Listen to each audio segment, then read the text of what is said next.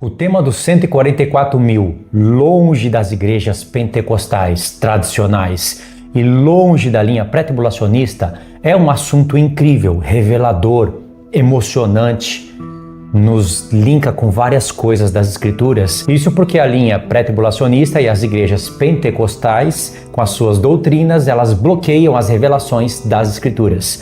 E eu vou mostrar para vocês aqui nesse vídeo 3 cartas do apóstolo Paulo, onde ele está falando dos 144 mil, mesmo sem ler o livro do Apocalipse. Muitas coisas que Paulo, João, Pedro falaram, elas são confirmadas no livro do Apocalipse. Até a carta de Tiago, coisas que ele falou, o Senhor Jesus confirma lá no livro do Apocalipse e acrescenta revelações. Então, vamos para a leitura do Apocalipse 14, só para você se lembrar da descrição que Deus dá dos seus 144 mil selados. Olhei e eis o Cordeiro de pé no Monte Sião, e com ele 144 mil, tendo na fronte escrito o seu nome e o nome do seu pai. Logo de cara, o Senhor Jesus já começa a mostrar o efeito do arrebatamento da igreja, que aconteceu após o Apocalipse 13 inteiro, ou seja, no final da grande tribulação, e já começa revelando aquele selamento dos 144 mil, 12 mil de cada tribo de Israel, do Apocalipse 7, porque eles foram selados na testa. E aqui fala que esses 144 mil têm o nome do Pai e do Filho na testa. As pessoas podem interpretar que esse selamento aqui está falando daqueles que ficaram na grande tribulação e que os judeus também foram selados, mas a igreja que supostamente foi arrebatada no mistério, dentro do livro do Apocalipse, no capítulo 4, não sei como, é mistério, é herético, mas é um mistério deles, só eles entendem isso, só funciona entre eles. E aí a igreja também foi selado, então eles vão dividindo vários povos, várias classes, vários selamentos, vários arrebatamentos, vários momentos de tudo. Então, logo de cara no verso 1 já tem essa revelação. E olha só a descrição deles. Ouvi uma voz do céu como voz de muitas águas, povos, línguas e nações. O próprio livro já diz pra gente que muitas águas são povos, línguas e nações. De onde saem os eleitos de Deus, os que ouvem o evangelho e atendem o chamado, e da onde saem também os falsos profetas, os ímpios, povos, línguas e nações. No capítulo 1, Jesus, como voz de trombeta, João diz que ele falava com voz como de muitas águas. Quer dizer que a voz de trombeta do Senhor Jesus e a voz de muitas águas é ele falando por intermédio da igreja, ou a igreja falando pelo Espírito dele, muitas águas, povos, línguas e nações, falando e tocando trombetas. Essa é a conexão do livro do Apocalipse. Isso é o brilhante do livro. Nem precisando ir muito para a lei, para os salmos e para os profetas, embora isso seja muito importante, você já tem essa conexão. O Senhor Jesus com voz como de muitas águas, os 144 mil com voz como de muitas águas. Não são só de 12 tribos de Israel, sendo somente lá da geografia de Israel e erroneamente chamando eles somente de judeus. São povos, línguas e nações. E aí diz, ouvi uma voz como de muitas águas, como voz de trovão, assim como a voz do Senhor Jesus é de trovão. Também a voz que ouvi era como de arpistas quando tangem a sua harpa. Eles têm harpas, eles tocam, assim como os 24 anciãos têm harpa, assim como os vencedores da marca da besta. No Apocalipse 15, vão estar cantando um cântico novo, que é esse daqui também, é o mesmo cântico. O Apocalipse 15 revela mais coisas sobre o Apocalipse 14, porque é assim que o Senhor trabalha em toda a palavra, principalmente no livro do Apocalipse. O capítulo 12 acrescenta coisas no capítulo 11. O capítulo 13 acrescentam coisas no capítulo 12. E assim vai se desenrolando a profecia. Os vencedores da marca da besta têm harpas nas mãos. Aqueles que vieram da grande tribulação têm o selo de Deus, têm vestes brancas, estarão com o Cordeiro. Está tudo conectado. E entoavam um novo cântico diante do trono, diante dos 4 seres viventes e dos anciãos. E ninguém podia aprender o cântico, senão os 144 mil que foram comprados da terra. São estes os que não se macularam com mulheres, porque são virgens. São eles os seguidores do Cordeiro por onde quer que ele vá. São os que foram redimidos dentre os homens, primícias para Deus e para o Cordeiro. E não se achou mentira na sua boca, não tem mácula. Toda essa descrição aqui já mostra que o Senhor está falando da sua esposa, através de um número simbólico profundo, que tem testemunhos desde a criação Até no nome de Adão tem esse 1440, que é o valor numérico da palavra Adão, homem, no hebraico. Isso não é por acaso. As letras hebraicas são importantíssimas e elas têm números. Em Israel, até os dias de hoje, eles usam as letras como números. Até na parte de mencionar as tribos, a ordem em que Deus menciona as tribos e as tribos que estão faltando, até nisso tem revelação. Só que, para a linha pré-tribulacionista, nada disso importa. Porque para eles não importa, detalhes não importa, revelações e conexões. O que importa é um ídolo estar no coração deles e eles falarem: nós somos dignos, nós somos melhores do que os outros, nós vamos ser arrebatados na frente deles, nós vamos ressuscitar na frente dos profetas, nós vamos fazer bodas enquanto os do Apocalipse 7, que dão testemunho do céu, do nome do Senhor, com a sua própria vida, que amam o Senhor até a morte, esses ficam sem bodas, esses sofrem a ira de Deus. O Senhor Jesus abre os selos, derrama a ira em cima do seu próprio Espírito Santo, porque o Espírito Santo estará na terra convencendo os homens, mas eles dizem que foi retirado. O Espírito Santo subiu, foi retirado da terra, e aí o Espírito Santo age agora lá da terra, no céu, e não age mais dentro do homem, porque senão Deus estaria derramando a sua ira em cima do seu Espírito Santo, e Deus não pode fazer isso. Então é uma nova ação do Espírito Santo, é uma nova invenção que o Espírito Santo vai agir lá do céu, convencendo a sua igreja na terra. E há quem diga também que aqueles que ficaram não serão da igreja, serão parte dos salvos que vão reinar com Cristo, mas não fazem parte da esposa. Ou seja, veja bem, se você ouvir todas essas asneiras sendo falada nos púlpitos, sendo escritas em livros e sendo vendidas, comercializadas, e se você não sentir dores de parto, veja mesmo se o Espírito Santo está em você, perceba se você realmente nasceu de novo, se você já não caiu na fé faz tempo. Como que pode você ouvir tanta besteira e falar que tudo isso é normal? O que importa é amar Jesus. Quem ama Jesus não fala tanta besteira assim. Não divide ressurreições em vários momentos, arrebatamento em vários momentos, não divide vários povos, várias classificações, como se a igreja subiu, o outro tanto que ficou na terra é uma outra parte da igreja, e os judeus é um outro povo que também vão fazer parte dos salvos, mas não parte da igreja, e vai dividindo tudo, e dia de Cristo é uma coisa, dia de Deus é outra. Colocam a grande tribulação como ira de Deus, quando nenhum texto da palavra afirma isso. Aí eles vão distorcendo tudo, só para no final o arrebatamento ficar como um ídolo na mente das pessoas e elas morrerem, porque elas vão morrer na grande tribulação, elas vão apostatar, e o sangue de muitas dessas pessoas vão estar nas mãos dos ídolos, ou seja, dos pastores, daqueles que Deus reprova.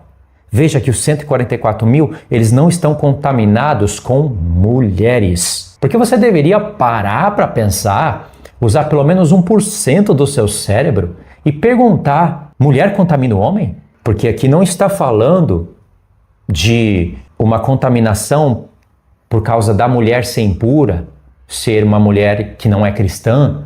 Aqui está falando que a contaminação está ligada à virgindade. Logo, uma pessoa que não é virgem está contaminada. Essa regra só vale para os judeus? Esses judeus não estão contaminados com mulheres porque eles são virgens. O texto não diz que eles não estão contaminados com mulheres impuras. Então, você deveria parar para pensar nisso. E por que só a mulher que estaria contaminando o homem? O homem não pode contaminar a mulher? E por que Deus não chamou nenhuma judia aqui? Mesmo no ministério da Nova Aliança, Deus está agindo mais ou menos como ele agia na Antiga Aliança? Que coisas horrorosas! O livro do Apocalipse já revela o que são mulheres, quais são as mulheres contamináveis, o que significa virgindade, ainda mais num livro simbólico. O que fazem com a palavra de Deus é um absurdo. Eles estão pisando em cima das escrituras e eles não sentem vergonha. Pensa que eles têm vergonha de ouvir isso? Eles não têm vergonha. Eles falam: Apocalipse 3:10. Escuta tudo isso, e não sei o que, jogam outro texto como se você não tivesse falado nada. Tudo que você falou entrou no ouvido deles, aí coçou. Eles vão atrás dos mestres que vão falar coisas agradáveis para eles. Sendo que, pela própria leitura e descrição, você já poderia fazer perguntas sábias aqui. E, portanto, o selamento do povo, 12 mil de cada tribo, não é coisa literal. É tudo para mostrar numerologias. Já que Deus finaliza a profecia assim, vamos ser coerentes. A esposa do Cordeiro está no Apocalipse 21 e 22, através de uma cidade, refletindo quem é a esposa de Deus. E ali tem 12 fundamentos, 12 portas, que são as 12 tribos de Israel. As pessoas vão ter que entrar pelas portas se quiserem ter acesso à árvore da vida, ou seja, vão ter que entrar por uma das tribos. E imagine literalmente você tendo que passar por uma das portas para você ter acesso à árvore da vida. Por que você tem que passar por uma das tribos? Deus mesmo fala, as portas são as tribos de Israel e o muro tem 144 côvados. Côvados é medida de homem, ou seja, o muro tem o número 144. Não fala se é de largura, de altura, espessura, não fala porque existe uma lógica para isso. E ali está a esposa, ou seja, aí a pessoa chega aqui e quer literalizar tudo. Como se mulher, um casamento diante do Senhor, contaminasse o homem. Porque aqui a contaminação está ligada à virgindade. Aí essas pessoas, esses judeus, que não têm dolo na boca, são irrepreensíveis, aprendem um cântico que ninguém pode aprender, não estão contaminados com mulheres porque são virgens. Ou seja, se é tudo literal, então uma pessoa virgem não teve relação, se santificou mais, ficou mais diante do Senhor, e essas pessoas aqui estarão vivas no mesmo momento em que supostamente a igreja vai ser arrebatada. Mas esses judeus ficam, e a igreja que está contaminada porque não é virgem, teve relações, sobe, primeiro gentil e depois judeu. Sempre as promessas de Deus foram faladas primeiramente para o judeu, primeiramente para as duas casas de Israel. Depois os gentios entram como coparticipantes disso, mas eles não entram como um corpo aleatório, fazendo parte de uma outra corporação fora das 12 tribos. Os gentios vão ter que entrar por uma das casas. Se não é pela casa de Judá, é pela casa de quem? De Israel. Quem é Israel? Jacó. E existe um sentido profético para você entender tudo isso. É necessário que os gentios, que são filhos de Abraão, também sejam filhos de Israel. A palavra não fala os filhos de Israel, aí a gente é tentado a olhar para os filhos de Abraão e pensar na igreja, e olhar para os filhos de Israel e pensar no Israel literal. Só que veja que Deus está juntando tudo, Deus está conectando tudo. Se Deus promete as coisas primeiramente para o povo de Israel, é porque eles estavam ouvindo as promessas diretamente da boca dos profetas. Depois essa promessa iria recair sobre os gentios. Tanto é que o Senhor Jesus confirma isso. Ele vem primeiro em Israel, prega primeiro para os judeus, ele não vai para os samaritanos.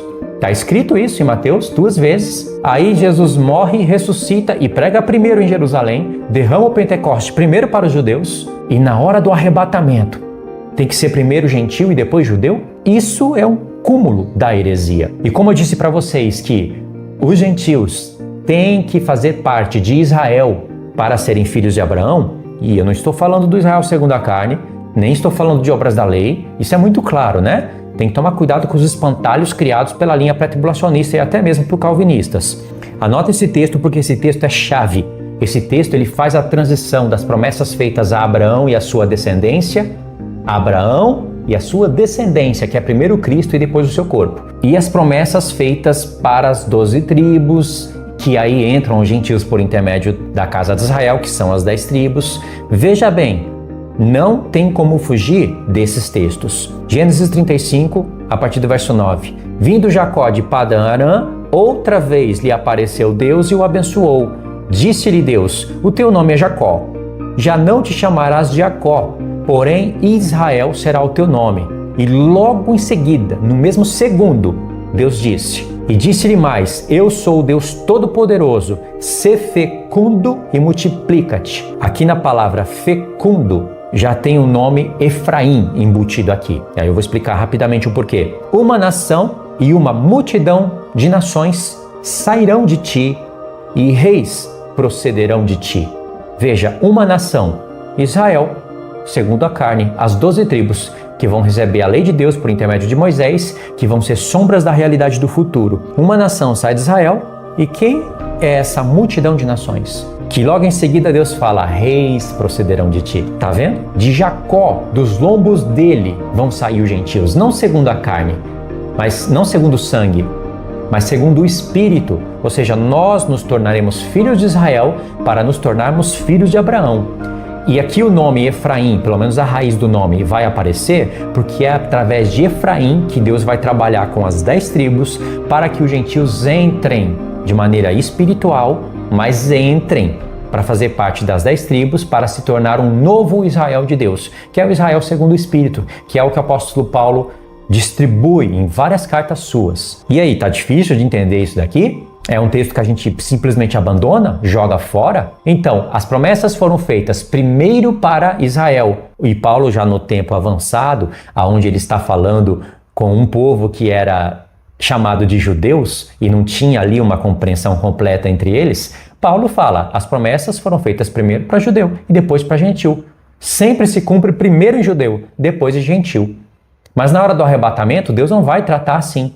Porque na hora do arrebatamento é um povo que estará pronto para ser glorificado e fazer parte da esposa do Cordeiro. Então não vai ser primeiro judeu e depois gentil. Muito menos primeiro gentil e depois judeu. Eles vão ser transformados juntos em um só momento, como Paulo fala em 1 Coríntios 15, vai acontecer o arrebatamento e um único arrebatamento em um único momento.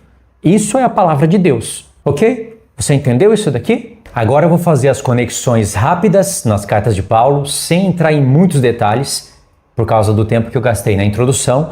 E essas conexões que eu vou fazer, eu já fiz no canal várias vezes, só que agora eu posso fazer de maneira mais rápida e objetiva para conduzir as pessoas para outros estudos, ok? Aqui começam as conexões que vão provar que tudo que eu falei antes é verdadeiro.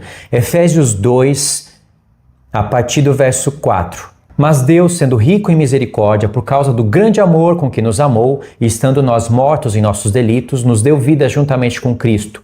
Pela graça sois salvos. E juntamente com Ele nos ressuscitou e nos fez assentar nos lugares celestiais em Cristo Jesus. Quem ressuscita junto com Cristo? Não ressuscita ao terceiro dia? É claro que a ressurreição da igreja é na sua vinda. Cristo, ele é as primícias. E no plural, porque ele tem um corpo para ressuscitar, mas primeiro é ele, e depois aqueles que são de Cristo na sua vinda. É o que Paulo fala em 1 Coríntios 15, a partir do verso 20 até o verso 23, usando a palavra primícias, que faz parte de uma das festas, antes de falar da trombeta, que é a festa logo após o Pentecoste. Primícias e Pentecoste são festas que estão juntas, viu? Aliás, o Pentecoste e primícias fazem parte da mesma festa, porque é o tempo das colheitas. Depois do Pentecoste vão ter trombetas, são 7 trombetas. Paulo não vai falar que são 7 trombetas, mas ele fala que no ressoar da última trombeta, a igreja é arrebatada. E quando se tocar a última trombeta, vai se cumprir o dia da expiação, que é a sexta festa, para o povo ir com seus pecados expiados de uma vez por todas, com o corpo glorificado, para subir à festa dos tabernáculos. Isso é palavra de Deus. E aí, qual é a conexão aqui? A conexão nós vamos ter no livro do profeta Oséias. Nem sempre Paulo vai citar o nome do profeta e falar daqui que eu estou pegando a referência. E algumas vezes ele vai fazer, em outras não. Porque, aliás, as cartas de Paulo era para a igreja ler junto com os profetas. Então, eles iriam se lembrar. Por exemplo, agora vamos em Oséias, capítulo 6, e vocês vão ver as mesmas palavras. Oséias 6, verso 1. Vinde e tornemos para o Senhor, porque Ele nos despedaçou e nos sarará. Fez a ferida e ligará. Depois de 2 dias nos dará a vida e ao terceiro dia nos levantará. A palavra ressurreição não existe no Antigo Testamento, no hebraico. Nos levantará e viveremos diante dele. Daqui Paulo está tirando o que ele falou lá em Efésios 2, versos 5 e 6. Não é? E logo em seguida diz: conheçamos e prossigamos em conhecer ao Senhor. Porque a igreja vai falar de ressurreição, vai falar da vinda do Senhor, vai repetir as palavras de Paulo, mas elas não prosseguem conhecer ao Senhor. Então elas acabam conhecendo doutrinas humanas, que são águas sujas que contaminam a palavra de Deus. Por isso o Senhor repreende e diz: conheçamos e prossigamos em conhecer o Senhor. Como a alva, a sua vinda é certa. Ele descerá sobre nós como chuva, a chuva serôdia que rega a terra. Tá vendo? As últimas chuvas tem a ver com plantação, tem a ver com as festas. E logo em seguida, Deus fala: que te farei, ó Efraim? Que te farei, ó Judá? Por que Deus está citando Efraim e Judá? Porque os profetas revelam que Efraim, que era um filho de José, passou a ser filho de Jacó, Deus prometeu que de Efraim iria sair multidão de nações, que foi a palavra usada como plenitude dos gentios, que aparece lá em Romanos 11. Efraim se tornou um reino, como está lá em Ezequiel. Eu não vou parar para ler tudo isso, são conexões rápidas. Ezequiel 37, você vai ver que Efraim se tornou um reino, que é o reino da casa de Israel. 10 tribos literais que iriam falar coisas a respeito dos gentios. E Judá se tornou um outro reino. É a casa de Israel, de 12 tribos, dividida em 2 casas, que Deus promete unir. Esse é o povo de Deus. Quando Deus une, os gentios vão ter que entrar aí, junto. Não existe corpo diferente. Por isso que Deus fala, que te farei, ó Efraim, que te farei, ó Judá. Veja as conexões. Quem não tem iluminação do Espírito de Deus, não vai entender que Paulo está tirando a ressurreição da igreja, de judeus e gentios, que ele fala lá no contexto, de ambos os povos daqui, e que logo em seguida o povo iria ler esse profeta, se lembrar das palavras de Paulo, iria se encontrar com os termos, que te farei, ó Efraim, que te farei, ó Judá. E veja que aqui diz, tornemos para o Senhor, porque Ele nos despedaçou e nos sarará, fez a ferida e ligará. Quem é que foi despedaçado? Se você ler Oséias 5, a partir do verso 13, você vai ver que Efraim e Judá que foram despedaçados e eles vão reconhecer a sua culpa e vão buscar o Senhor. E na hora que eles forem buscar o Senhor, eles vão falar, vamos voltar para o Senhor, que é o que o apóstolo Paulo, como judeu, que recebeu a palavra de Deus primeiramente porque é judeu, está falando para os gentios. Voltem para o Senhor e vamos buscar o Senhor. Vamos formar as 12 tribos de Israel, que é o Israel segundo o Espírito. Primeira conexão. Depois, voltando em Efésios capítulo 2, você vai ver uma nova conexão a partir do verso 11. Olha só. Portanto, lembrai-vos de que outra hora, vós gentios na carne, chamados incircuncisos por aqueles que se intitulam circuncisos na carne por mãos humanas, naquele tempo estavam sem Cristo, separados da comunidade de Israel, e estranhos à aliança da promessa, não tendo esperança e sem Deus no mundo. Sem Cristo, separados da comunidade de Israel. O que é comunidade? Israel é formado de 12 tribos, primeiramente. Sem Cristo, separado disso. Com Cristo, separado disso? Faz sentido isso? Agora Paulo diz, mas agora em Cristo Jesus, vós que antes estáveis longe, fostes aproximados pelo sangue de Cristo, porque Ele é a nossa paz, o qual de ambos fez um, tendo derribado a parede da separação que estava no meio.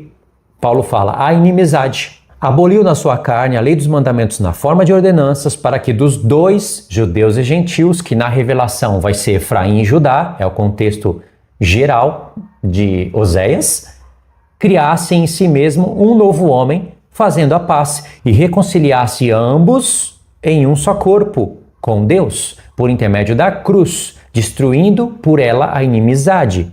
E vindo ele, evangelizou paz a vós que estáveis longe e paz também aos que estavam perto. Tudo isso daqui está sendo tirado dos profetas, Zacarias, Isaías. Vocês vão perceber que os que estavam longe, lá no tempo dos profetas, aonde eles profetizaram essas promessas, eram as 10 tribos literais, um Israel segundo a carne, que Deus rejeitou, dizendo, vocês não vão ser mais meu povo. Mas logo em seguida, lá no profeta Oséias, capítulo 1, Deus promete trazer eles de volta no futuro. Só que agora, Deus não quer trazer somente um Israel segundo a carne, porque não tem mais, eles se misturaram entre as nações. Então Deus quebra essa conexão de carne e sangue e traz agora as 10 tribos de volta dentre os gentios. Os gentios que formarão as 10 tribos para se unir com a casa de Judá e eles que são a esposa do Cordeiro, e isso está sendo confirmado lá nos 144.000, no selamento e principalmente nos capítulos finais do livro do Apocalipse, que aquilo ali ninguém pode contrariar. Tanto é que a linha pré-tribulacionista nem toca naquilo. Aquilo ali para ela é coisa estranha, deixa para lá, eu não quero saber disso. Eu quero saber só de um arrebatamento secreto e dessa vida morna que eu levo diante do Senhor, porque é uma vida de lixo, uma vida morna, é uma vida que não quer estudar a Escritura e quando quer é baseado em livros que distorcem a palavra de Deus e sempre pensando num comércio, num jeitinho de ganhar dinheiro. É terrível e por isso que Deus bloqueia o coração dessas pessoas, porque tudo é pensando em dinheiro e vaidade, não é pensando nas Escrituras. E Paulo diz, assim já não sois estrangeiros e peregrinos, mas concidadãos dos santos, sois da família de Deus. O que significa sois da família de Deus? Concidadãos dos santos. Quem são os santos aqui primeiramente? São os judeus. Agora, os gentios entram para fazer parte dos santos e para fazer parte da comunidade de Israel, como Paulo falou nos versos anteriores. E olha que coisa incrível que ele vai fazer aqui. Edificado sobre o fundamento dos apóstolos e dos profetas, o fundamento no singular, sendo ele mesmo Cristo Jesus a pedra angular, no qual todo edifício, já falou de um edifício, bem ajustado, cresce para santuário dedicado ao Senhor, no qual também vós juntamente estáis sendo edificados para a habitação de Deus no Espírito. Preste atenção nisso, irmãos. Não pode ser cego, coração duro a esse nível. Paulo está falando de um santuário que os homens literalmente estão sendo formados e eles juntos vão fazer parte de um mesmo santuário para a morada de Deus em espírito. Santuário, judeu e gentil, comunidade de Israel. Paulo praticamente está descrevendo a Nova Jerusalém aqui. Aqui tem duas conexões maravilhosas. Primeiro, vamos pegar de Zacarias no capítulo 8, porque Paulo está extraindo as palavras de Zacarias aqui do capítulo 8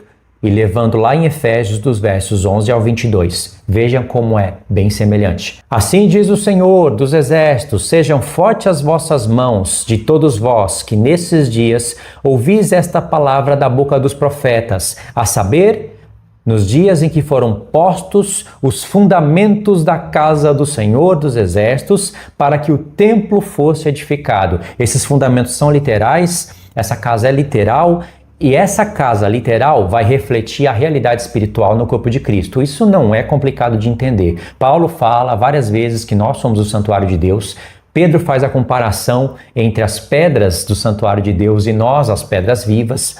Então isso é muito fácil de entender. Só que aqui vai dar lá na Nova Jerusalém, entendeu? Então, primeiramente, essas palavras que o Espírito de Deus falou para as duas casas, elas vão ecoar num nível mais profundo, numa realidade das coisas, para a igreja, lá no Novo Testamento, para judeus e gentios. Então a boca dos profetas são os apóstolos que pregam a palavra. E quando aqui fala os fundamentos da casa de Deus, é que o Senhor Jesus, sendo o fundamento, a pedra principal, ele chama 12 apóstolos, e lá na Nova Jerusalém ele vai mostrar que o muro da cidade tem 12 fundamentos, e neles escrito o nome do Cordeiro, e eles estão adornados de todo tipo de pedra preciosa. Cada fundamento está adornado de 12 pedras preciosas. Isso é o que está escrito lá, irmãos. Não está escrito que cada fundamento é uma pedra preciosa. Está escrito que os fundamentos da cidade estão adornados de toda a pedra preciosa. E Deus narra 12. Ou seja, cada fundamento tem 12 pedras. 12 vezes 12, 144. Tá vendo? A estatura da muralha, 144. As pedras preciosas somos nós também. Ou seja, Deus nos misturou junto com os apóstolos. Mas como eles são cabeças, eles que vão julgar as 12 tribos de Israel, nos seus 12 tronos, em cada fundamento tem o nome deles. Mas cada fundamento tem 12 pedras preciosas. É outro nível. E aí diz, Deus está falando com quem aqui? Presta atenção, Deus fala, seja forte as vossas mãos e vão trabalhar para a edificação do templo. Verso 11, mas agora não serei para com o restante deste povo como nos primeiros dias, diz o Senhor. Ou seja, nos últimos dias ele vai agir de maneira mais poderosa. Nos últimos dias começa com a vinda do Senhor Jesus, aonde ele vai ser o fundamento, a pedra angular e vai colocar 12 fundamentos no seu edifício. E desses 12 fundamentos, ele vai colocar 12 portas, que são as 12 tribos de Israel, e toda essa edificação vai contar uma história de um só corpo do Senhor. E não de primeiro o gentil vai arrebatado, fica judeu na grande tribulação, fica gentil também, que faz parte da igreja ou não, não sei, é tudo uma loucura. E aí é arrebatado só no final da grande tribulação, ressuscita na frente dos profetas, os profetas ressuscitam só no final porque eles não são de Cristo. Que pudriqueira, dá nojo ouvir um negócio desse. Tanta vaidade, tanta mania de grandeza. Eu vou ressuscitar na frente dos profetas. Eu sou filho de Abraão. Abraão não faz parte da igreja porque ele não é de Cristo. Quer dizer, faz parte dos salvos, mas Cristo veio num tempo determinado, né? Então Abraão não faz. Abraão, Isaac, Jacó, os patriarcas, as 12 tribos, os profetas não fazem parte da igreja. Porque os que vão ressuscitar são os que dormiram em Cristo. Então Abraão dormiu fora de Cristo. Aí eles vão ressuscitar depois, ou seja, o pai das nações perde as bodas e aí os gentios, essa loucura que você está vendo aí de mulheres contamináveis, mulherinhas, como Paulo fala, aí eles ressuscitam na frente e vão fazer bodas. Isso é um lixo, meu Deus do céu. Aí Deus fala, verso 13, e há de acontecer, ó casa de Judá, ó casa de Israel, que assim como fostes maldição entre as nações, Assim vos salvarei e sereis bênção. Não temais e sejam fortes as vossas mãos. Ou seja, o que Deus começa a falar lá no verso 9, sejam fortes as vossas mãos, ele está falando com as duas casas. E por isso que Paulo pega essa palavra aqui, sabendo que a casa de Israel vai acabar se identificando com os gentios por intermédio das profecias, que eu não estou lendo nem metade delas, e aplica essas palavras para a igreja. E não é só essa vez que Paulo fez isso. Veja que ele pegou um pouco de Oséias 6, não foi? E aqui ele pegou um pouco de Zacarias 8, falando para as duas casas. Aqui é casa de Judá e casa de Israel. Vai aparecer Efraim aqui também, mas lá no profeta Oséias o nome Efraim vai aparecer com mais frequência. E aí Paulo está juntando tudo. Então Paulo está falando, nós estamos sendo edificados, vocês gentios, né? No mesmo santuário, aonde tem um fundamento que é Cristo, e para morada de Deus em espírito. E aí a gente pode voltar agora lá em Efésios. Só que agora a gente vai em Efésios capítulo 3. Por esta causa, eu, Paulo, sou prisioneiro de Cristo Jesus, por amor de vós, gentios. Paulo falou, sou prisioneiro por amor de vós, gentios. Presta atenção agora na conexão que eu vou fazer. Aqui em Atos 28, está para terminar o livro de Atos, com uma grande profecia. Esse livro é rico. Eu iria até me perder aqui dentro dele para provar as mesmas coisas que eu estou tentando provar, mas é aquela conexão rápida com Efésios 3. E aí, na conversa toda, olha a conclusão. Verso 19. Diante da oposição dos judeus, senti-me compelido a apelar para César, não tendo eu, porém, nada de que acusar minha nação.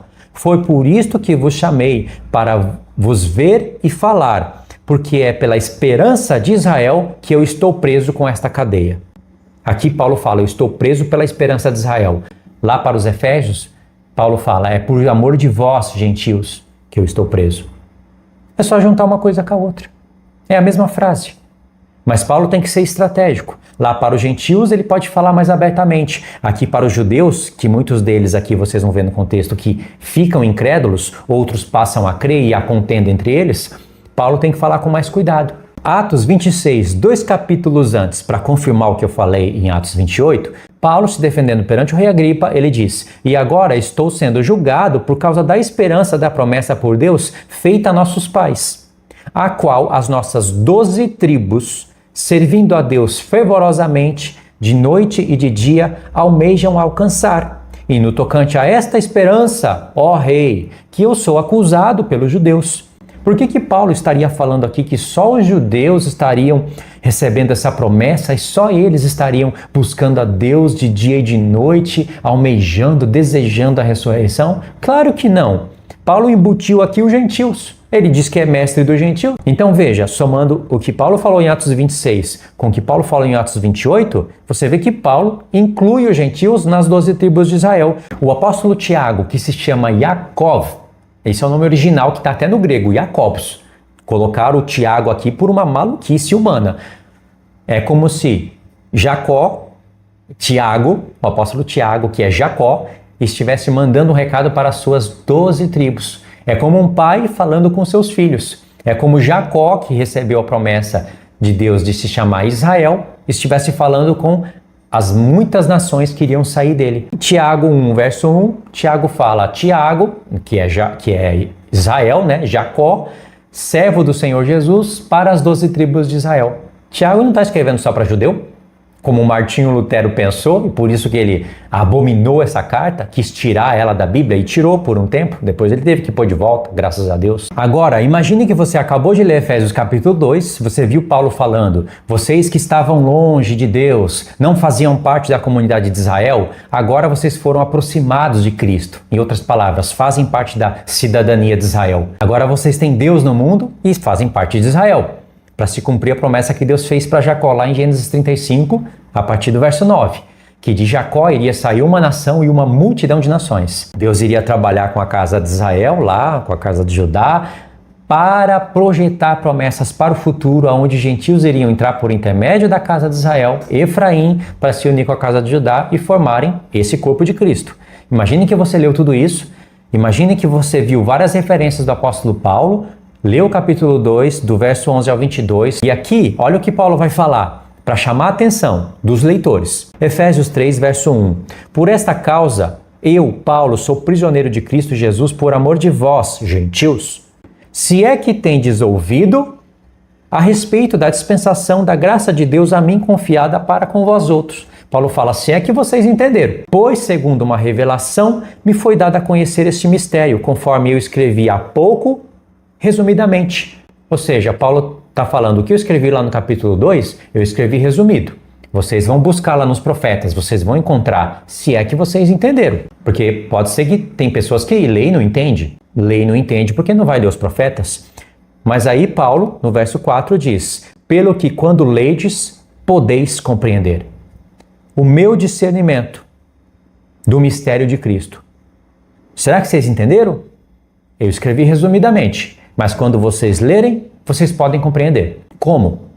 Indo pelas palavras dos profetas, não indo por denominações, por essas mulheres que tiram a virgindade dos santos e contaminam eles. Aí Paulo no verso 5 diz, o qual em outras gerações não foi dado a conhecer aos filhos dos homens, como agora foi revelado aos seus santos apóstolos e profetas pelo Espírito. Ou seja, agora está sendo revelado, Paulo está manifestando, mas foi revelado aos profetas.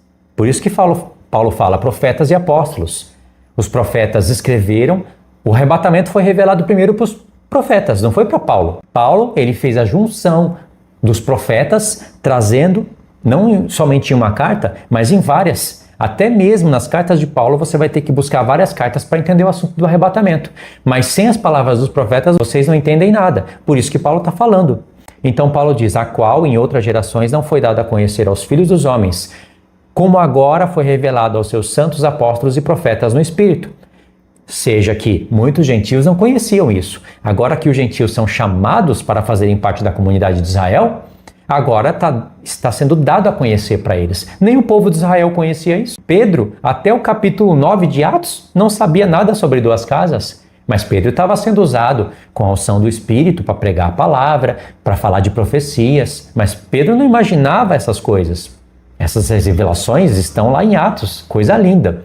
Pedro acabou aprendendo muita coisa depois que entra o apóstolo Paulo. Aí o verso 6 diz, a saber que os gentios são co-herdeiros, membro do mesmo corpo e coparticipantes. Veja, eles entram sempre depois. Na hora do arrebatamento, graças a Deus, ele não vai fazer isso. Primeiro judeus e depois gentios. E como eu disse antes, muito menos primeiro igreja, depois judeu. A saber que os gentios são co-herdeiros, membros do mesmo corpo, coparticipantes da promessa em Cristo Jesus por meio do Evangelho. Isso é muito claro para a gente.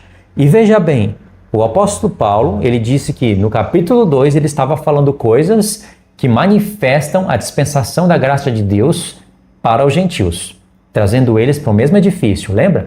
Efraim, Judá, Oséias 6, vocês estão formando um edifício. Então Paulo está falando de um edifício. Será que não foi aonde ele foi arrebatado ao terceiro céu? Será que não foi ali que ele viu as coisas? Embora ele não tenha lido o Apocalipse, capítulos 21 e 22, ele foi arrebatado dentro do Apocalipse 21 e 22. No mesmo capítulo, quando chega no verso 17, Paulo diz, e assim... Aí vocês leem o contexto em casa, que é muito rico. Eu estou indo no verso-chave. E assim habite Cristo em vosso coração pela fé, estando vós arraigados e alicerçados em amor. Tem que estar vinculado com as palavras dos apóstolos, a fim de poderes compreender com todos os santos qual é a largura, o comprimento e a altura, e entender a profundidade. A Nova Jerusalém não tem uma altura, uma largura e um comprimento?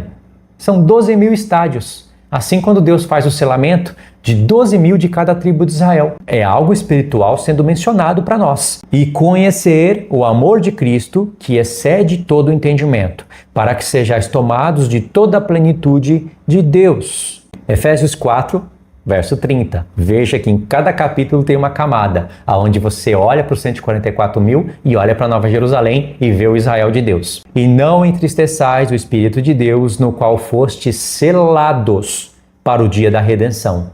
O selo de Deus, irmãos, é um só na palavra de Deus. É o Espírito de Deus escrevendo na mente do homem o nome do Pai e do Filho. Não vai ser um nome literal escrito na testa. E se Deus quisesse fazer isso, ele poderia fazer.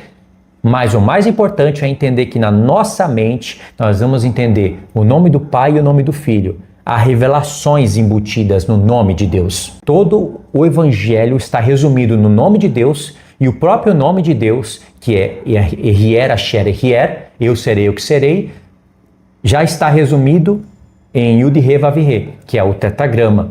Ou seja, um resumo do resumo e ainda há mais um resumo para o tetragrama. É muito profundo. Mas o nome de Deus, para você conhecer, não é apenas falar, pronunciar. Existe o evangelho dentro do nome de Deus. O nome de Deus é muito profundo.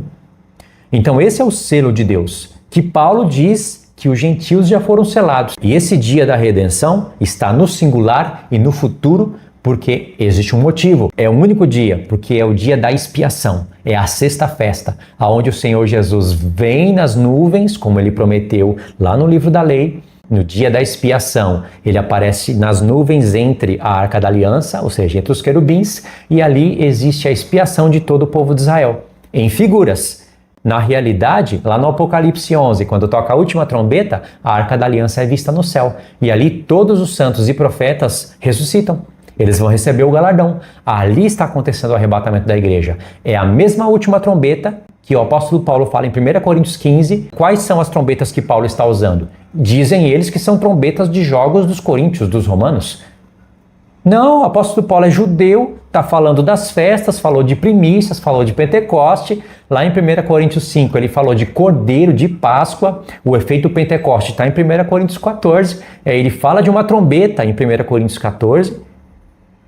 Que se der som incerto, o povo não se prepara para a batalha. Em 1 Coríntios 15, ele fala de uma última trombeta. Na última trombeta acontece o dia da expiação, e ali, no mesmo contexto de 1 Coríntios 15, Paulo diz, convém que ele reine até que haja posto todos os inimigos debaixo dos seus pés, que é aí a festa dos tabernáculos, e Paulo simplesmente quis usar a trombeta de jogos de Coríntios. Não pode ser as trombetas das festas de Deus mencionadas pelos profetas. Veja, se isso daí não é um cão vestido de pastor. Um homem que fala uma coisa dessa, irmãos, é um cão.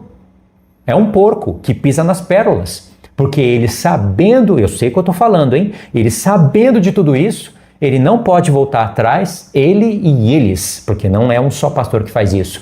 Porque eles estão vendendo livros, prometendo coisas fáceis para a igreja, desconectando tudo. Então veja, olha o selo do Espírito aqui. Tá difícil de entender isso? O selo do Espírito não está lá?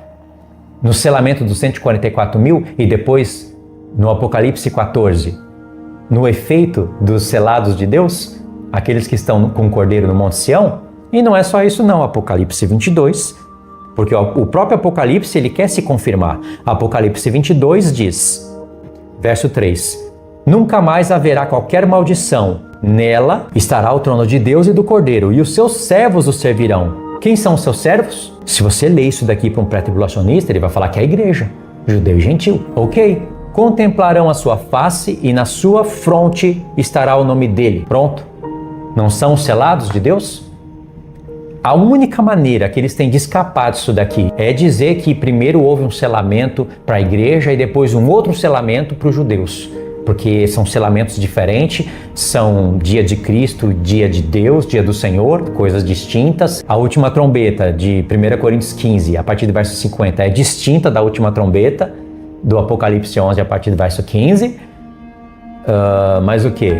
Eles vão mudando tudo. Tudo tem que ser distinto, tudo separado. Tudo que é conectado, eles separam. Por isso que Deus também vai separar tudo que eles conectaram. Deus vai desfazer, anular, e vai envergonhar. Efésios 5, versos 26 e 27. Para santificar, tendo-a purificado por meio da lavagem de água pela palavra, para apresentar a si mesmo igreja gloriosa, sem mácula, nem ruga, nem coisa semelhante, porém santa e sem defeito. A igreja aqui não está sendo sem mácula? Lá no Apocalipse 14, diz que os 144 mil são sem mácula. É a esposa do Cordeiro ali. E eles são virgens, não são? Olha o que o apóstolo Paulo fala em 2 Coríntios capítulo 11. Porque zelo por vós com zelo de Deus, visto que vos tenho preparado para vos apresentar como virgem pura a um só esposo, que é Cristo. Você acha que esse texto existe na palavra por acaso? Paulo está falando aqui para judeus e gentios, porque judeus também vão ler essa carta, que ele tem preparado o povo de Deus para apresentar o povo como virgem. Não pode ser virgindade literal, não tem nem como ser. Ou seja, virgens que não se contaminam com outras mulheres. É isso. Existem mulheres contamináveis, porque lá no Apocalipse 17 existe uma mulher, Grande Babilônia, que se identifica primeiramente com a Igreja Católica Romana. Ela é chamada de Mãe das Abominações da Terra. Não que a Igreja Católica originou as abominações da terra e antes dela não tinha. Tinha. Jerusalém já tinha originado abominações na terra, mas antes de Jerusalém já existia abominações da terra. Desde lá do tempo de Nimrod, a revelação do mistério daquela mulher é Deus revelar por camadas todas as coisas abomináveis da terra. Ou seja, cada vez que Deus limpa a história, existe uma origem de uma abominação. Foi assim com Nimrod, foi assim lá no tempo de Salomão. Salomão colocou as 12 tribos como reis e sacerdotes na terra.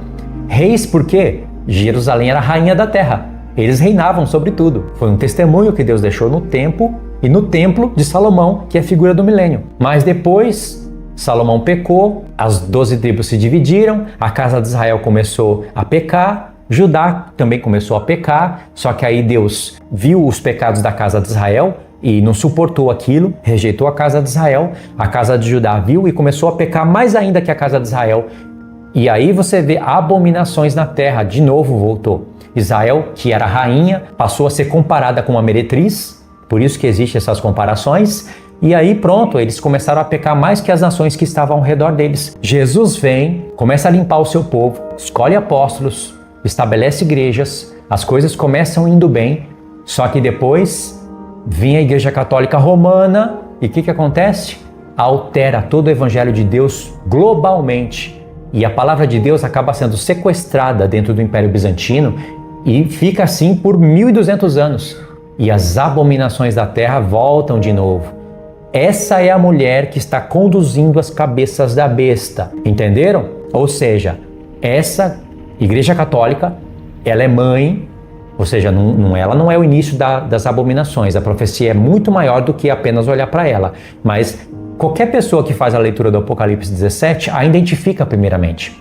Então ela é mãe, ela é mulher, e se ela é mãe, tem filhas. O que a história conta pra gente? Depois vem Martinho Lutero, João Calvino, e depois começam a vir várias denominações. Os Adventistas do Sétimo Dia, cuja cabeça é uma mulher, Ellen White, perverteu todas as profecias de Deus, colocou um monte de porcaria só para atrapalhar a pregação da palavra. Ou seja, várias mulheres estão aí agora nas cidades, espalhadas pelas nações. Por isso que na profecia, por exemplo, Isaías, Deus compara mulheres com nações. No livro do Apocalipse, uma mulher é uma cidade, mas também são igrejas caídas, porque no futuro haveriam muitas igrejas dentro das cidades do mundo inteiro, ou seja, dentro de nações, igrejas caídas. E essas são mulheres contamináveis que iriam contaminar o povo de Deus. Mas aqueles que não se contaminassem com essas mulheres ficariam virgens. Esses seriam primícias para Deus, para serem apresentados ao Cordeiro. Fala a verdade. Isso daqui é outro nível. Isso daqui, tudo isso está em 2 Coríntios 11, verso 2 e lá no Apocalipse. Então a revelação é muito ampla. Então, irmãos, faltaram 2 cartas, Gálatas e Romanos. E como eu vou gastar tempo com essas 2 cartas, eu vou deixar para o vídeo número 2. Esse daqui, eu não vou dizer que foi o principal, mas foi o mais grosso, assim, o mais difícil para fazer as conexões. Em Gálatas e em Romanos, eu já vou considerar que vocês assistiram a parte 1 e vou falar de maneira mais direta. Então, assistiu a parte 1? Comenta, me diga o que você entendeu e o que você não entendeu, compartilhe o vídeo e espera para a parte 2, tá bom? Verifica a sua inscrição no canal, verifica o sininho para você receber notificação e se você não estiver vindo no canal frequentemente, isso não sou eu que estou falando, é o que o geral fala. O YouTube acaba te desinscrevendo do canal, ou se você continuar inscrito, ele não te notifica. Então é bom você sempre verificar isso. Sempre vem no canal, dá uma olhada ali em alguma coisa, vai na comunidade, para você ficar ligado nos estudos, tá bom? Então é isso, irmãos. Fiquem na paz. Deus abençoe.